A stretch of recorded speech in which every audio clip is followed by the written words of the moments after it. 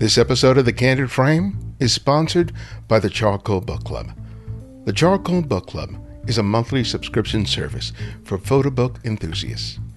Working with the most respected names in contemporary photography, Charcoal selects and delivers essential photo books to a worldwide community of collectors. Each month, members receive a signed first edition monograph and an exclusive print to add to their collections. Join the club by visiting charcoalbookclub.com and use the promo code TheCandidFrame at checkout and receive a 10% discount on your first membership payment. We also have the support of LensRentals.com, the largest online camera rental house in the U.S. They carry the most popular brands and models of cameras and lenses, but also anything you need for video, lighting, post-processing accessories, and more. Whether you need something for a one-time assignment or want to test it out before you buy, LensRentals.com is there to help. Explore their extensive inventory and save 10% on your first order when you sign up for their newsletter at lensrentals.com/newsletter. If you have a passion for photojournalism or documentary photography, you could have a lot to gripe about. There's a big decrease in the number of newspapers and magazines dedicated to that work. Media monopolies prioritize profits, which means a reduction in staff, resources, and creates content that better serves advertisers rather than readers, and certainly not photographers. So when a group of people get together to provide an alternative to that status quo, I think it's worthy of our attention. The Curious Society provides a bright light against such darkness. Founded by photographers including photojournalist Kenneth Jarecke and Paul Bellinger, they and their team have created a presence where photojournalists can find a home for exceptional documentary and journalistic work. Better yet, photographers are compensated financially at rates that are increasingly rare in today's print media.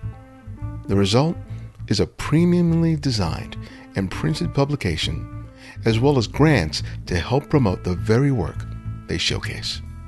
I'm honored and glad to support their efforts, and I hope you will as well. This is Ibarian X, and welcome back to The Candid Frame.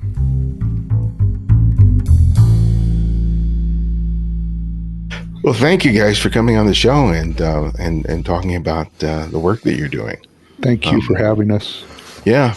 I found out about you and the Curiosity Society from Clubhouse, which I wasn't too sure about what this whole thing was, but a couple of friends convinced me, and then I found the group and started listening in. And then when I saw what you guys were doing, I was excited. Put my money where my mouth was in order to, support the work that you're doing. And I just wanted to turn other people on to something that I think is really important and much needed.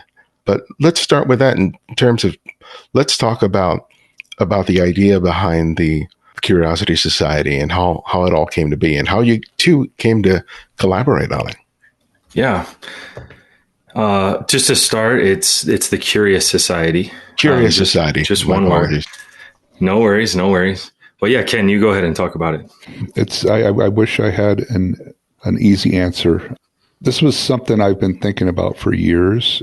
This idea of creating this magazine that's the best possible photojournalism magazine that's ever been created. I'm a longtime member of Contact Press Images, and we had this operating philosophy where everything we'd shoot as if we had a 20-page spread in the greatest magazine ever. And I actually didn't realize that we didn't have that magazine, that it didn't exist. And so the first couple of years, I was just like, man, I'm waiting for this greatest magazine ever. And finally, the other guys, the older photographers, David Burnett, whoever, just clued me in that this magazine doesn't exist. It's only a philosophy. It's only a target that we aim for that doesn't really exist. And I was just like so bummed that this ideal thing, nobody made it. And so it's always been in the back of my mind. And when COVID came along, I had this project that I was doing. I was kind of doing these zines. Everybody else says zines, but I don't know. I can't get that right. But I did like 7 of them, and they were completely anonymous. And I just had a website, just on the Blurb site, where people could order them. It was just a dry run. It was like a practice to start seeing images on paper again, because it's one of those things when you get away from it and you start shooting for digital output, you lose some of those ideas behind how to make an image appear good on paper. And so I started this little zine just to kind of get back in the swing of things, and even to try to kind of figure out if this idea had any legs. And I did 6 of those, and then COVID came along and we were all locked down. I mean, you have a choice, right? You can sit down and watch Netflix from start to finish, or you can find a project. And there is no time like the present. And I called up Paul and I said, well, I'm going to do this. And I want you to be on board. You know all my thoughts on this. You know everything I want to accomplish with this. And Paul didn't hesitate. I said, it's going to be a lot of work, and we don't even know what kind of work it's going to be, and we don't even know what kind of problems we're going to run into. Paul didn't even hesitate. He just like, yeah, I'm there 100%. And after I talked to Paul, I talked to my wife and I talked to our children all at the same time. And I said, I'm gonna pull the trigger on this, and we're gonna try to make this happen. And it's not going to be easy. It's going to take time away from all of you. And I don't know if it's going to be a great success or a spectacular failure. But they gave me their blessing. And so, with Paul on board and my family's blessing, that's how we got the ball rolling. Yeah. And Paul, go ahead, Paul. It's interesting. The origin of the Curious Society has roots in a few things that Ken and I have done over the years.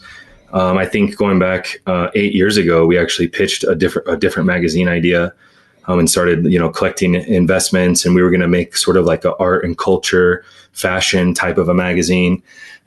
One thing or another happened. I think one of our main partners in that kind of dropped out. But we were always doing things. Like we would go do shoots together. We would go do street photography together. And that's when the idea came along to like have Ken start doing these zines under the title The Curious Project. And it was just going to be this anonymous zine.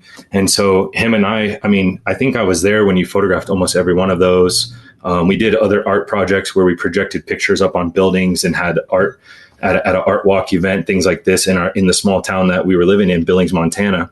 At the time, I was living in Billings, Montana, and Ken just lives outside in Joliet, Montana. So we met, we hit it off. We just started doing projects together. And then one thing just kind of slowly snowballed into another. Another big impetus for it was when we started doing a candid frame kind of inspired podcast on YouTube. We created a YouTube channel called Talking Pictures.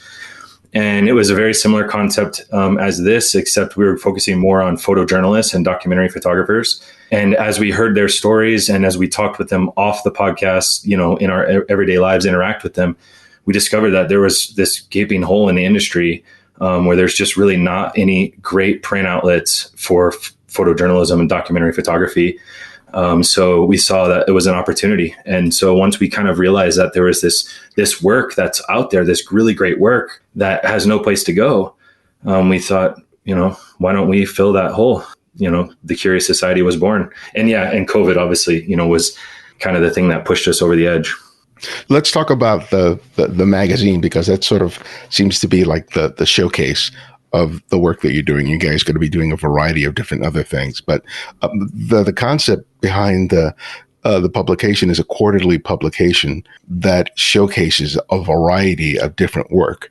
And it's not going to be a thick tome. It's going to be a thick puppy that shows a diverse body of work, and with with the unique caveat is that you're paying the photographers who contribute to it at a rate that is unlike what a lot of photographers now currently face in the magazine industry. So tell us about why you chose to do it that way. Why was that important to you?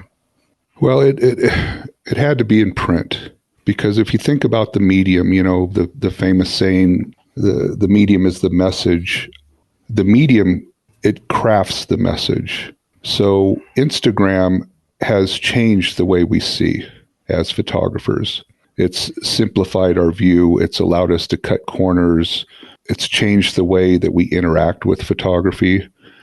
And so how do you get someone to interact with an image for more than a second, or with Instagram, more than a fraction of a second?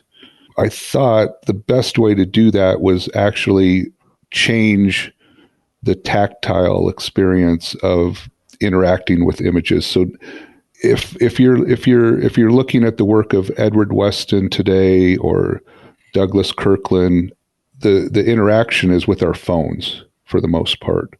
So the first thing to do was change that interaction. So now it's on paper. You feel the paper, you smell the paper, the texture of the paper, the weight of the magazine. This magazine, it weighs over 5 pounds. You're turning pages, you're not flipping your finger. It forces the viewer to actually disconnect from their phone. Hopefully they get a cup of coffee or a cup of tea and they sit in some nice light and they page through this thing. And that's a different way to interact with photography right off the bat. So in some ways, we're trying to bring a gallery or museum experience into a person's home. The other point of that, the idea that, if you look at cuneiform, okay, like why did cuneiform look the way it did? Because they had to write on a clay tablet. So you don't write in cursive on a clay tablet. You press in shapes, and the shapes are very simple, and the tablet hardens, and anybody can read that, whether it's 10 days down the road or 1,000 years down the road, right? But the clay tablet is what dictated how cuneiform, how it had to look. And so Instagram is basically doing that to our photography today. And so if you think about, I don't know, Gilles Peress, you think about his work, would that have engaged viewers on Instagram? I don't think so. To me, it was tragic to think that a photographer like Gilles Peress, if he comes along today, he or she comes along today, their work doesn't get any traction because of the medium that it's mainly seen on. So that's another reason why it had to be on paper. We had to make it exclusive. We've trained ourselves, even us photographers, we've trained ourselves that photography is free and that it just exists out there. And in doing so, we've kind of undermined the whole system that used to fund this type of work. When I was working for Time or Life magazine, say you're working for Time magazine and there's 9 million subscribers, or I don't even know what they had back in the heyday, but that was the original source of crowdfunding. Every subscriber, if you have a penny from every subscriber, that pays for a lot of photography. You have $1 from that's your photography budget right there. That's before you get to advertising dollars and stuff like that. So how do we fund this? And so the idea of having a medium that's by its very design is exclusive. You can't get away from the costs of paper or ink or shipping. So all these factors together, that and the archival, the unchanging, the beauty of just having a printed publication, all those things came together to really dictate that this had to be on paper. We had to go, back to the future to make this work. And Paul, talk to me about the kind of work that you were that you're hoping to get in not just the initial issue, but in subsequent issues? We're talking about photojournalism, but most people, when they think of photojournalism, may think of a newspaper. And some of the work that, from what I've been able to see, talked about on Clubhouse and also on Instagram, seems to be on the lines of like documentary photography. For people who may not sort of be familiar with the distinctions, why don't you sort of explain, that and what kind of work you found to illustrate the first issue?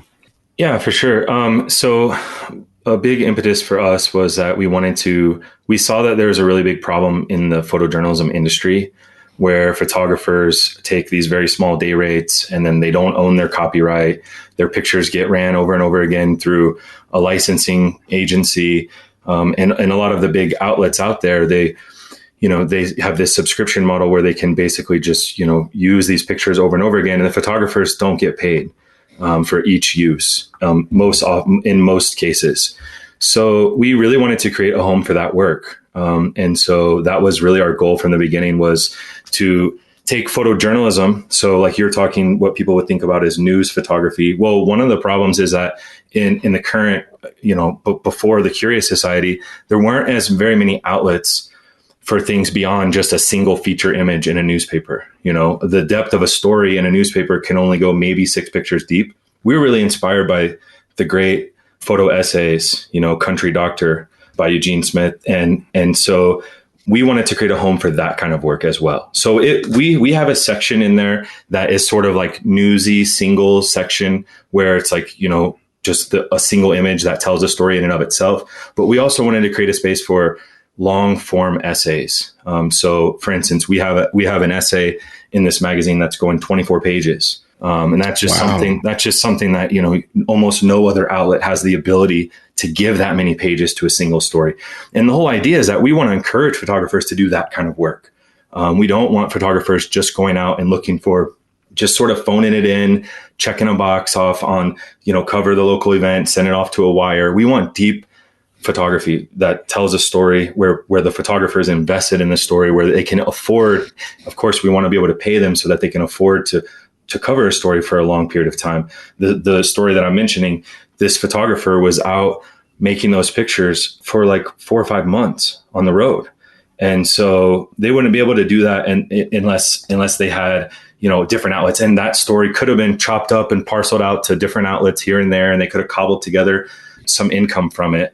But we wanted to basically create a place where it could be seen in the way that it should be seen, which is in that full long form essay. So yes, it does cover what you would traditionally explain as photojournalism, but also documentary photography, which the major difference there just being that typically you get to know your subjects for a longer period of time. You stay with the story for longer, and you try to, convey the story in a photo essay.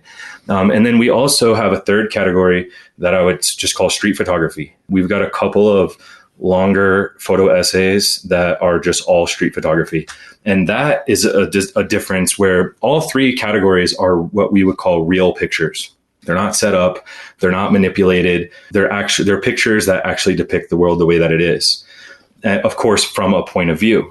So to us, they're all real pictures. And so we value them all equally. And we wanted to create a space where they could all live in the same magazine, and kind of like, try to create music out of these different instruments, So that's kind of the way that we look at it at the Curious Society.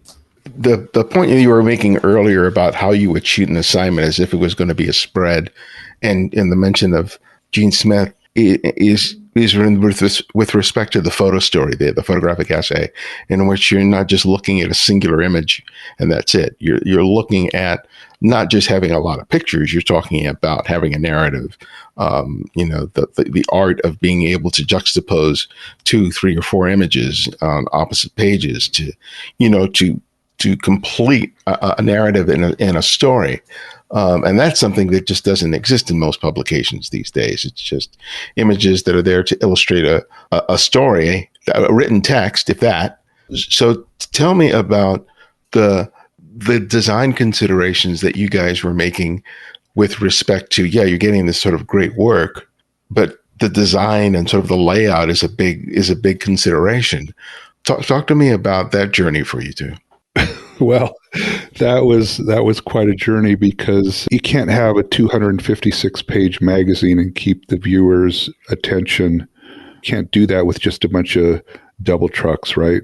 You have to shake up the viewer. You have to move their eye around the page. And that's another tool that we have that you can't do on Instagram. You can't really do it on most websites either. Part of the biggest change in the medium over the last, say, 15 years was the online slideshow. So instead of images on a page, like you said, bouncing off one another, and 3 images saying something different than one image could ever say, and the subtle things you could communicate, all those things they don't exist really on Instagram. They exist now and then on websites, but not on your standard online slideshow. So that was a tool that we had to really take advantage of. And so personally, my philosophy is words and pictures on a page are the ideal way to tell a story. And that marriage, when it comes together properly in the pages of a magazine, I think is magic. It's my favorite way to learn about the people we're sharing this planet with.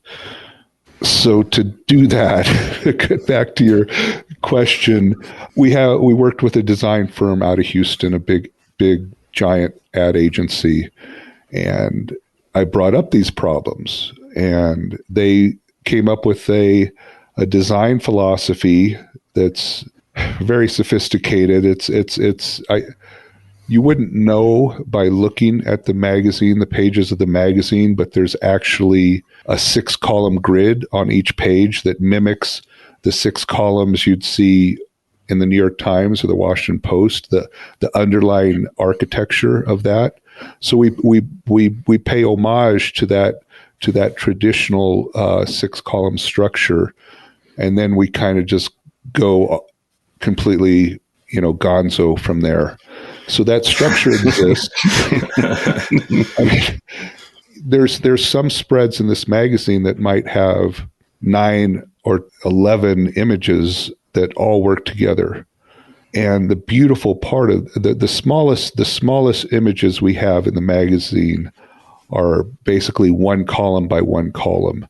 Those are the portraits of the contributors on the contributors pages. Those are completely readable. There, you don't have to squint. You don't have to put the magazine like right next to your eyeballs. They play. So an image that's 2 columns in this magazine plays as if it was a quarter page in a normal size magazine. It's hard to describe without seeing it. And my board members, they had no idea what I was doing until I showed them the proofs, and then they kind of got it. So it's hard to explain exactly what this creature is without seeing it. Yeah, the layout, it's traditional, while being new journalism, gonzo, whatever term you want to describe that. And the thing that it does, it forces the viewer to take that journey along with the photographer, because they have to be, not only do they have this 5 pounds sitting in their lap and these huge pages, but their eye has to move around the page, and they have to engage with the page. And each page is a new experience. There's not, I won't say that, but there's 2 pieces in this magazine that are kind of diptychs. So that's kind of like your traditional gallery view of a magazine. Besides that, there's not 2 pages in this magazine that have the same layout. Yeah. I think we just need to mention that it's really big in size. So it's 14.5 inches tall, which is almost 4 inches taller than your standard, magazine that you'll find at the grocery store. It's 11 inches wide. So when you open it up, it's almost 22 inches across, almost 2 feet wide. So it's big in size. It's 256 pages. It's being printed by a printer that makes a lot of books from big book publishers that we all know about, because I know Abarian X is a book lover as well.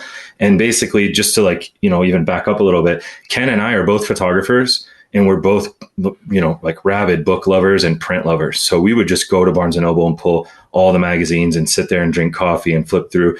For years, we did that.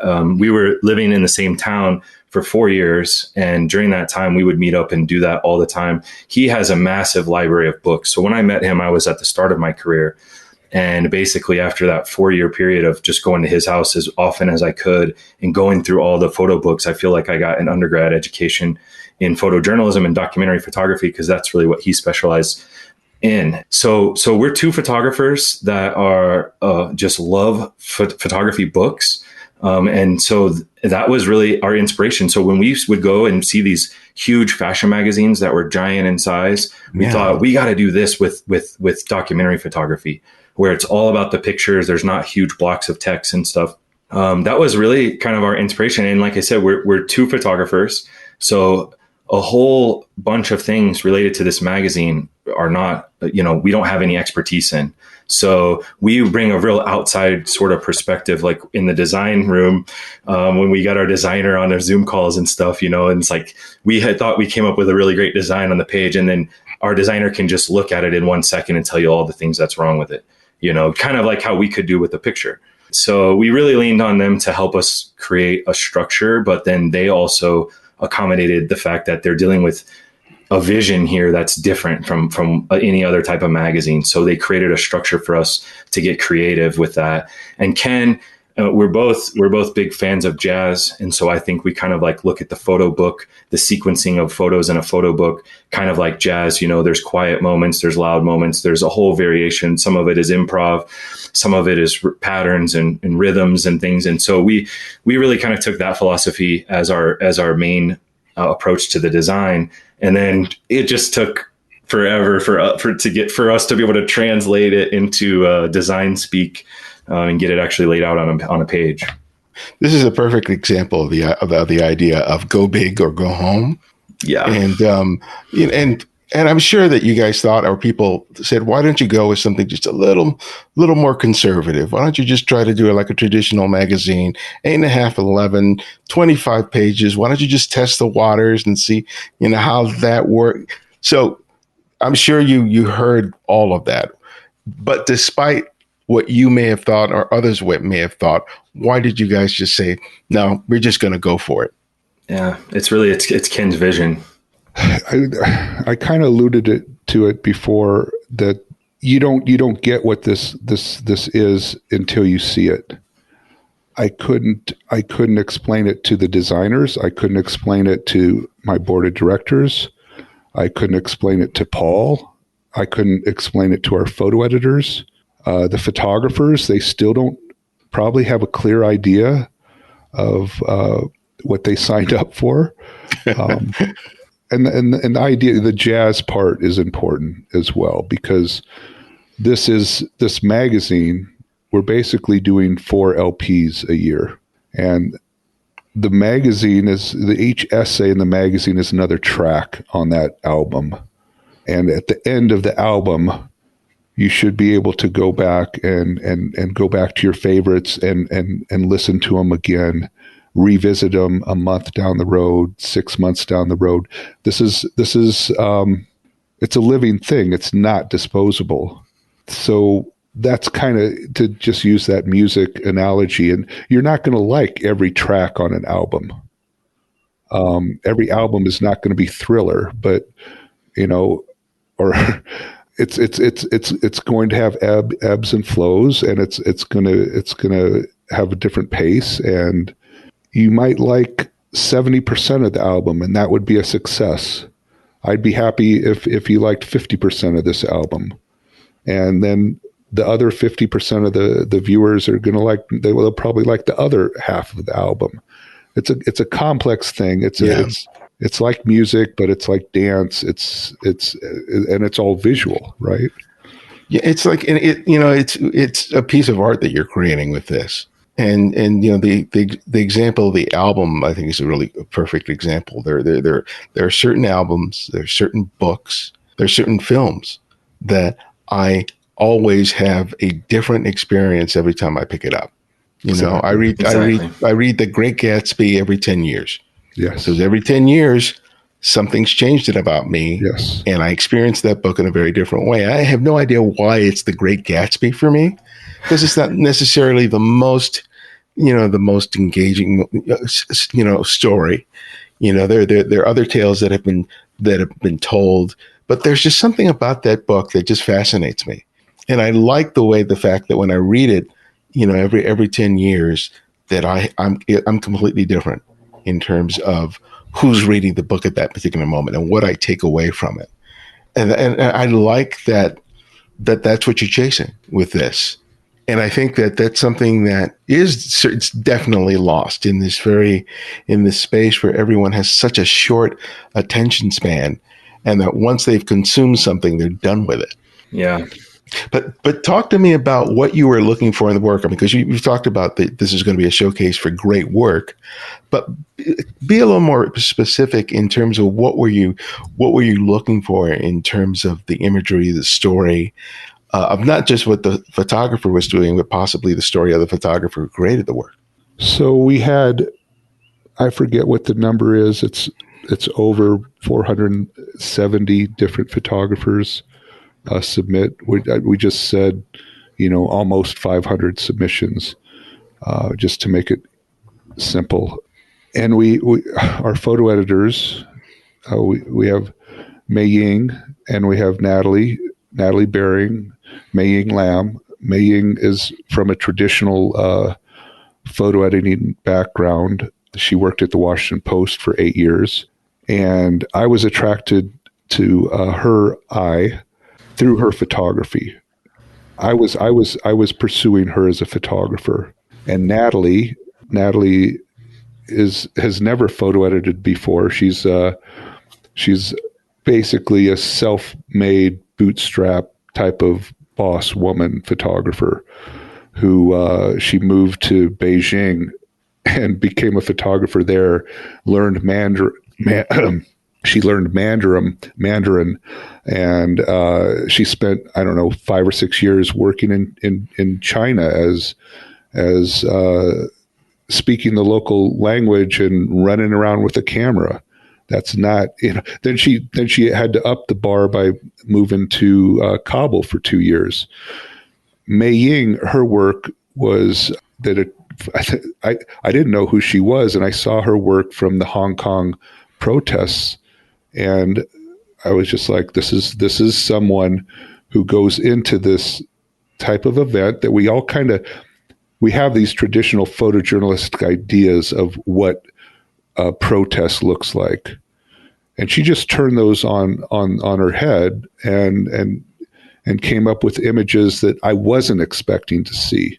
So they ended up being our photo editors, and they're the ones, along with Paul, who sifted through all these submissions. I only saw maybe 10% of the submissions. They filtered them out pretty well before they even got to me. By that time, the only thing I wanted to see, I didn't want to really, I wanted to be able to feel something by looking at these images. I wanted to be hungry for more. I wanted to be engaged with the photographer and try to figure out what they're trying to share with me. That's a long way of answering your question. That's what I look for. Yeah, I think it's kind of funny that you mentioned that Mei Ying comes from a traditional background, but as an editor and as a photographer, she's anything but traditional. She's completely cutting edge. She likes she wants to actually break down photojournalism and really reinvent it. And so if you check out her Instagram, you'll see some very interesting work where she's doing things with sound waves, with pictures inside of them, where she's doing iPhone portraits, where she takes a bunch of portraits and then she screenshots the grid on her phone. And then that's the portrait of the person. And it's just very interesting, very cutting edge work. And then Natalie is also she is a very straight up, photojournalist. So it's kind of interesting, but she doesn't have the photo editing background. So it was a great combination, those two in the editing room, with different perspectives and different goals. I think as the person that was kind of casting the net, for bringing in all of this work in my role. I was just looking to try to really get stories from everywhere around the world and just leave no stone unturned as far as including as many different types of photographers, different types of stories as we possibly could. So, I mean, we're building our network 100% from scratch. Ken has in his background, he's been a long time photojournalist. He obviously has his cohort of people that he grew up with in the industry. But for me, being someone coming in from the outside, I basically built up our network 100% from scratch. So I did that by looking at what's happening on Instagram and then just digging through all the awards and all the websites of all the different groups out there and just really searching as far and wide as we possibly can to get the best possible work. And in terms of what we were looking for, it was like we were discussing before. It was, each editor has a different perspective on what exactly it is they're looking for. But I think as a whole, our team, we wanted to feel something and we wanted to see something that we hadn't seen before. And that was a really great experience for me because not being as familiar with the history of photojournalism and all the work that's out there, I would really like a lot of different things. But then our editors who have all this experience and have seen everything, they'd say, oh, no, that's been done so many times. Oh, no, so they really helped us filter through. So I kept coming to them like a kid in a candy store. Oh, look at this. Look at this amazing thing. And they're, oh, we've seen that a million times. That's not even a very good version of it, things like this. Mm-hmm. And so it's like, okay, I'll go back and find us another thing, and so we just kept doing that over and over again until we whittled it down to these 53 photographers that are included in the first issue.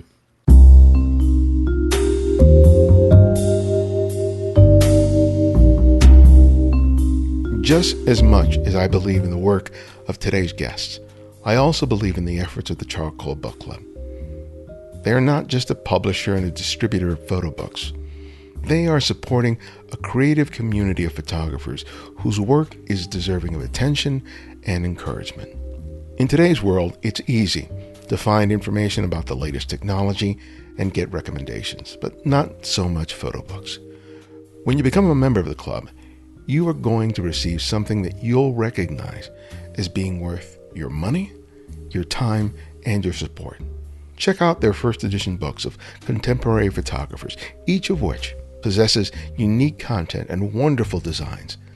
I have yet to be disappointed by a title I've received, and I know you'll have the same experience. But just in case you don't like that month's release, you can choose another of their titles of a similar value. They offer free shipping to the US, Canada, and the UK, and it's subsidized elsewhere. Come on, join the club at charcoalbookclub.com today. And remember to use the code TheCandidFrame at checkout and receive a 10% discount on your first membership payment.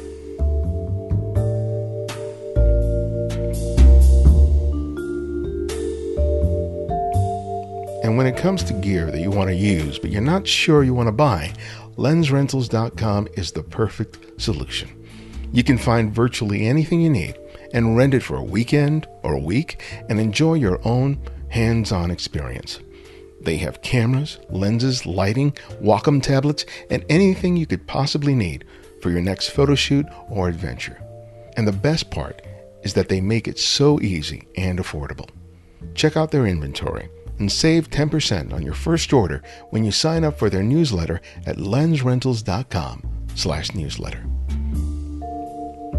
And thanks to all of you who continue to support The Candid Frame financially.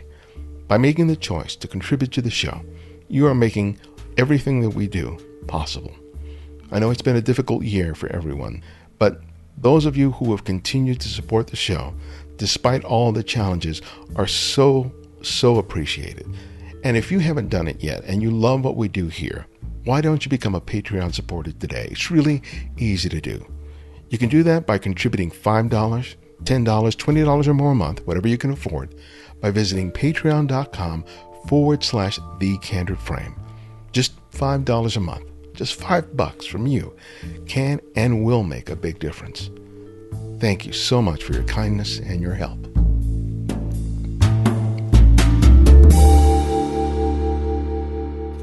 Just following your Instagram, one of the things that really pleases me is the diversity of voices there. Not just in terms of the stories, but the people who are taking the photographs. And I know that's always been a complaint of photographers of color and women, in terms of the fact that their work and the stories that they want to tell have not been considered of interest to a lot of these publications. And talk to me about the importance of that in the work that you're doing. Well, our guiding philosophy behind that, like Paul said, he wanted to cast a wide net. And I don't know where he came up with some of these photographers that he's discovered. It's pretty amazing. The level of talent, the level of work produced. The idea was, and we said this in meetings time and time again, the world itself is a diverse place. If you cast your net wide enough, that diversity will show up on our pages. There's no way it can't. I mean, there's just no way. Yeah, we believe in that as a core philosophy. And so we didn't have any, flow charts, or I don't know what you call them, lists or anything like that. But at the end of the day, it reflects the world itself. Yeah. The image selection, the story selection, the background of the photographers, the points of view of the photographers. All that stuff is just naturally represented if you put in the elbow grease. Yeah. Yeah. That was the big thing, was the fact that we're starting 100% from scratch, and having someone like myself being sort of the main person that's going out and turning over all these stones looking for work, is that I definitely wanted it to, I mean, we had to look far and wide. And so by casting that net so wide, that's how we came up with, such amazing work. And so Ken definitely has the approach of, the pictures have to be amazing, but my philosophy on it is just that if we're not including a diverse amount of voices, different voices from all around the world, we're not doing our job as photojournalists, because it requires different people to tell all the different stories that are out there. And so that's definitely one of our goals, was just that we're not going to be able to cover and tell all the different types of stories that are there unless we put in that elbow grease and really go out there and look and find photographers that are telling different stories, because we just didn't want to have the same old stories over and over again. We just think that, my approach, I'm speaking just for myself, is that that's just poor journalism, to repeat the same stuff that's already been done. So it was a necessity as well, because like I said, we didn't have this, deep Rolodex full of photographers that we built up over 20 years that we could call and ask for work. So I think by having to build that Rolodex, while we're trying to, build the plane and take it off all at the same time, it reflects the state of photojournalism today, the state of documentary photography today. All the people that are working in it today are reflected in our pages. So we weren't burdened with a legacy group of photographers. We didn't have those relationships built. Like Paul said, we built it from scratch as we're building the plane as we're trying to take it off. And it actually turned out to be one of our greatest advantages in this whole process. How so? Because we didn't have to call up photographer X in see what they were doing in country Y. We didn't have that relationship. We didn't owe them anything. We didn't, so much of photojournalism, it is predictable. You can go to a website of a big agency and you can go to their news of the day and you can predict the top 10 stories and how those images are going to look. That's really the part of photojournalism that I've never liked, I've never enjoyed, and I never wanted to be a part of. My idea for photojournalism is to be curious, right? You hear it. I start listening to how often I hear that word now, but that is the number one trait for a great photographer, just to be curious, just to walk that extra mile, see what's over that next hill. That's why we didn't, by not relying on people that were more or less established and had fallen into the patterns of what photojournalism is today, it forced us out of that comfort zone. Mm-hmm. And it forced us, and I'm not, I shouldn't say force. because we were heading in that direction anyways, but it just made it easier that we didn't have any well paved roads that we were going to travel down just to we had to create our own roads. And we're still building this network. We're building each photo editor, and Paul, I've encouraged them to build up their own stable of photographers that they know what they're up to. They know what they're working on. They know where their headspace is. They know what their family life is. They have to build relationships. And so once we have those relationships established and we can continue to add to that stable, we're going to have that basically worldwide network of photographers who are producing the best work out there, that aren't encouraged to take those photojournalistic shortcuts that are so prevalent today. Yeah, it's really interesting to see the community that you're building.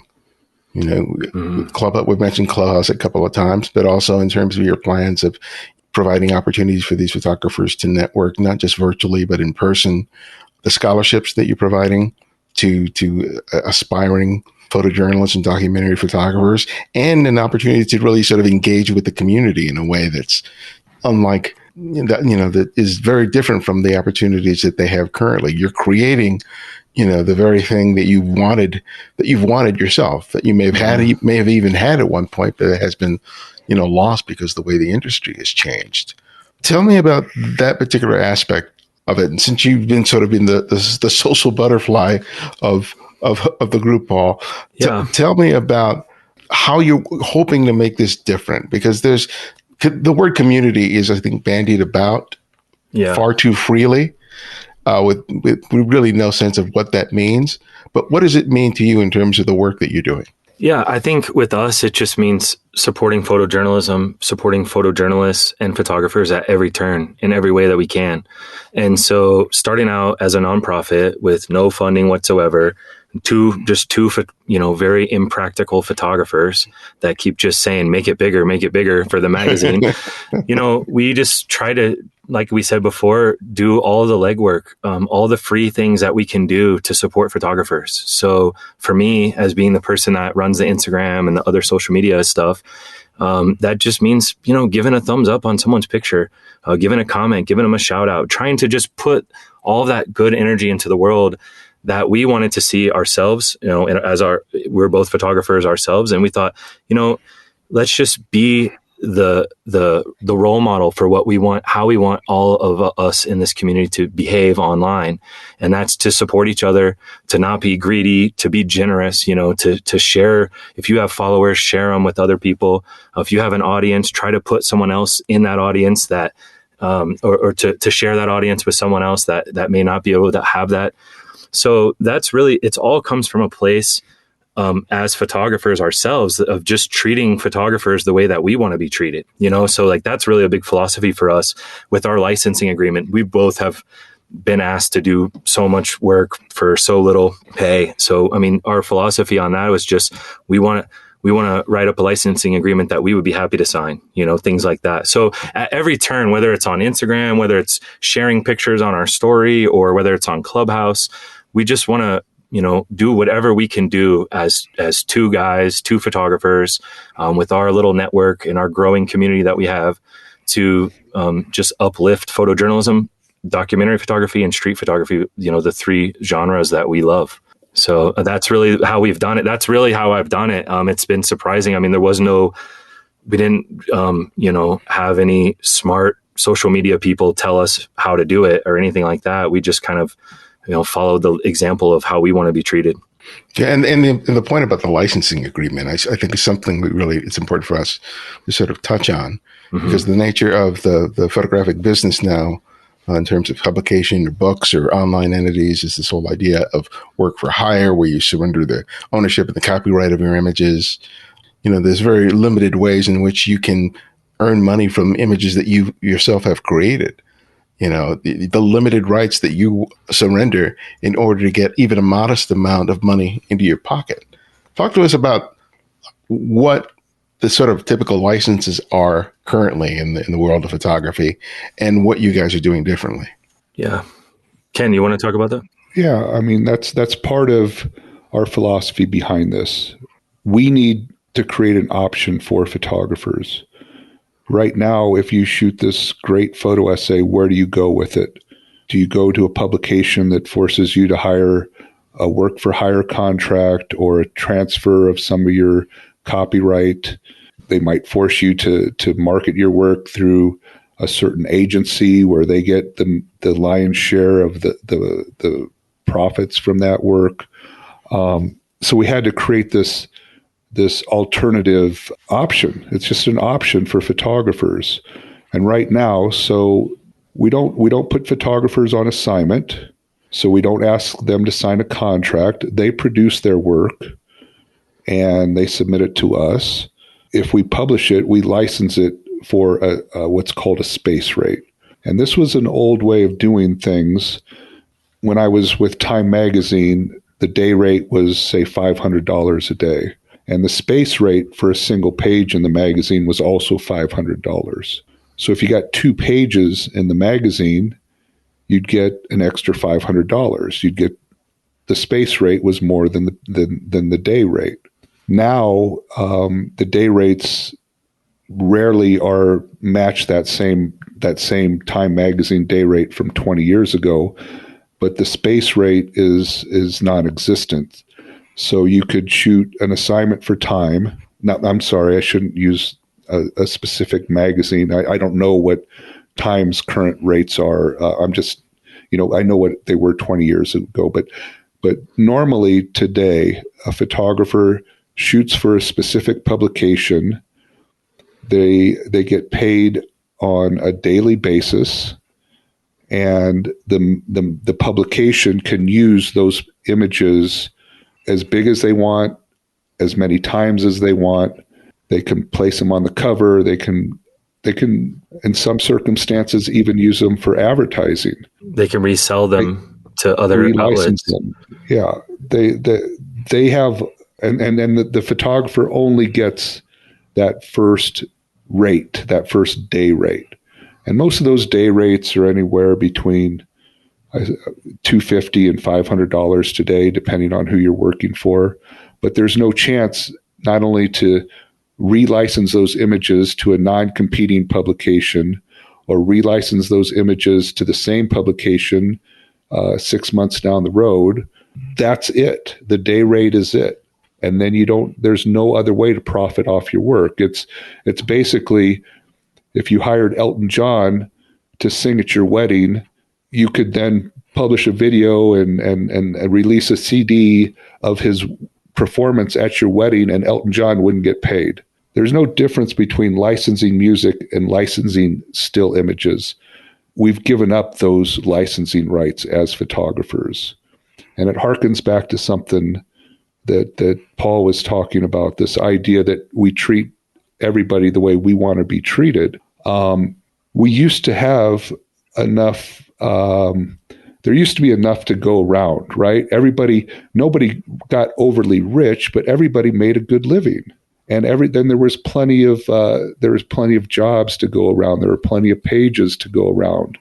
When that started tightening up, when that, the water hole started to dry up, that's when photographers got, very possessive of not only their clients, but their social media following, all this kind of thing, because the competition was so fierce, and there was just not much left to go after. So if we can provide an option, if a photographer has the option to license their image to us, see it on our pages, and then license that same image 10 times later down the road, that's a win for them. And then that forces other publications, right? The first time a big publication is told no by a photographer, when they want an image by that photographer, the first time they say no, and no, I'm just gonna publish this in the Curious Society. That's a marketplace, a change in the marketplace that forces other publications, other people that use photography to adapt to that change, and that's probably the craziest thing I've said today. That's probably the craziest thing that, the idea that through this little nonprofit, we're going to force mainstream magazines and newspapers that are funded by billionaires, that we're going to force them to change how they get work from photographers is admittedly, crazy talk. Yeah. But there have been crazier ideas that have borne plenty of fruit. And, and I think considering, how many photojournalists complain about the state of things, it's nice to see your team doing something about it, making a real sincere effort to affect some change. And yeah, it's a big leap, but sometimes that's what it takes. So I celebrate you guys for doing this, and I can't wait until I see that first issue. Yeah, I was already excited, but just talking to you guys over this past hour has just gotten me all the more. And I know that you guys are going to be glad to just be able to ship it out. You guys have been working on it for so long. Yeah, I mean, members like you that have joined the Curious Society, I mean, that's how we're paying for this, is member supported. So we're not driven by ads. We're not driven by corporate profits. We're driven by members like yourself that care about photography. And so that's really the clientele that we're trying to serve. So if you like the magazine and you're happy with it, then we're happy with it. And the more members that we can sign up, the more we can increase our space rate and start, really being a force to be reckoned with as far as getting first dibs on the best pictures in the world. Yeah, and people that need to understand that, because this isn't a discounted magazine that you get for $14.99 for a year. You're making an investment into not only you guys as publishers, but you in terms of a group that's championing work that really deserves attention and deserves to be showcased in this particular way. So if anyone who's listening, check it out and find it in you to be able to support the work they're doing. And we'll include information on the website so they can check out the various tiers and how they can contribute and become part of this, because I want so much for this to succeed and grow exponentially. Yeah. When what you just said, I mean, it almost brought tears to my eye, because when I look at the work that's in this first issue, I realized that it would not have been seen. It certainly wouldn't have been seen properly. Maybe a single image here, a single image there, but it wouldn't have been seen properly. And I wonder. I mean, it literally just breaks my heart to think that this kind of work is people are making.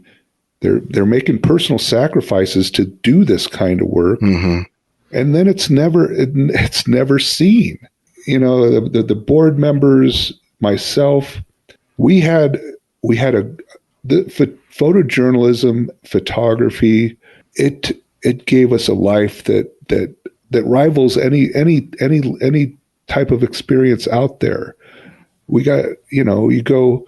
I think of Neil Leifer is in our first issue.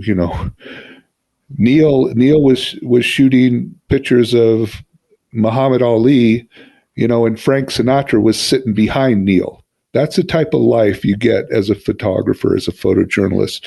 You got a front row seat to everything in the world, and you get to have these experiences with people that you'd never get to meet. Most people would never meet. And that is such a blessing. And it just breaks my heart to think that I could leave this tradition without at least trying to put up a fight, at least trying to save it. And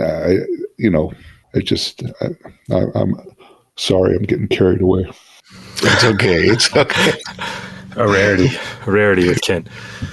Well, my last question that I ask each guest is I ask each photographer to recommend another photographer for our listeners to discover and explore. And it can be anyone, someone you've long admired or someone you've recently discovered. And either of you can go first. Yeah, I think I'll go first since I've been the one that's been discovering all these awesome photographers. I really, I got to give a shout out to our Instagram account, the.curious.society. You'll see a lot of new great photographers being shared there all the time. And one of the first ones that we shared is a woman in Ecuador, and her name is Johis Alarcon, and it's spelled JOHIS.ALARCON.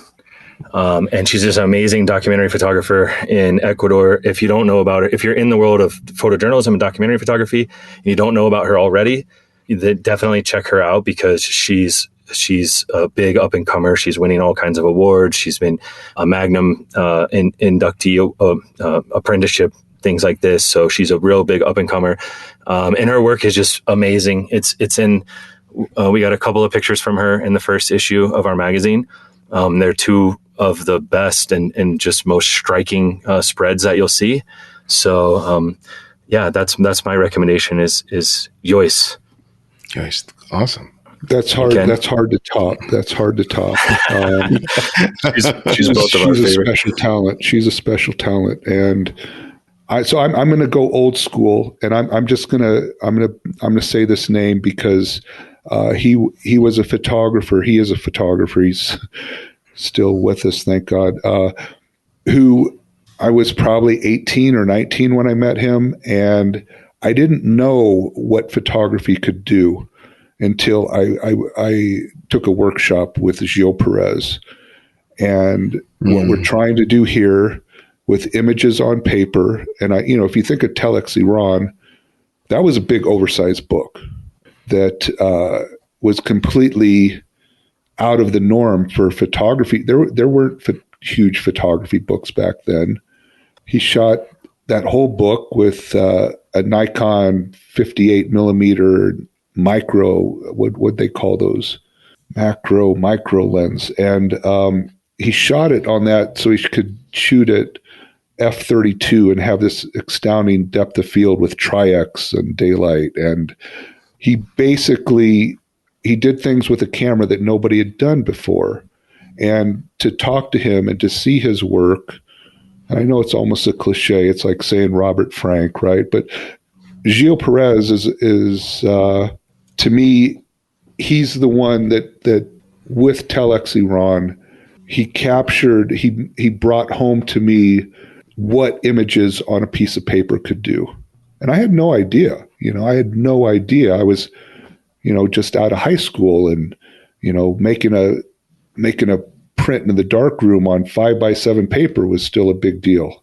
That was like, and to see images that had such depth and such composition and such beauty to them on big pieces of paper, that's a gift that Gilles gave me, gave to a lot of people that I guess maybe we're trying to do that ourselves a little bit.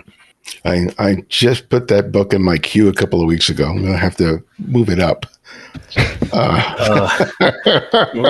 Ken supposedly has a copy, but he's never let me see it. So I'm still, every time I go, I'm like, where's Telex Iran? Where is it? You said you're going to have it ready for me. It's expensive. Yes, I know. There've been several books that I've doled out the money for just because I knew it's just like, it's only going to get more expensive. I already have limited bookshelf space already, but sometimes it's just like, I might as well do it now. I had a chance to buy like the first edition of Subway by Bruce Davidson and put it off. And it was just like, I think about it now and I just go, what the hell was I thinking? I love the book. It was worth, this is like in late 80s or early 90s. And it was just, I loved the book. And every time I would go to the bookstore, I would look through it. And and for some idiot reason, I thought I couldn't afford it. Well, now I certainly can't afford that first edition. But, that's rough. I have a copy of the book, but not the first edition that I could have had. But that's another conversation. Oh, yeah. We could talk about photo books forever. We love them. We're obsessed with them. And, our wives hate us for it. Well, gentlemen, thank you so much. I really enjoyed this. Thank you, sir. Yeah, thank you, man. Wonderful. That was great. Thank you.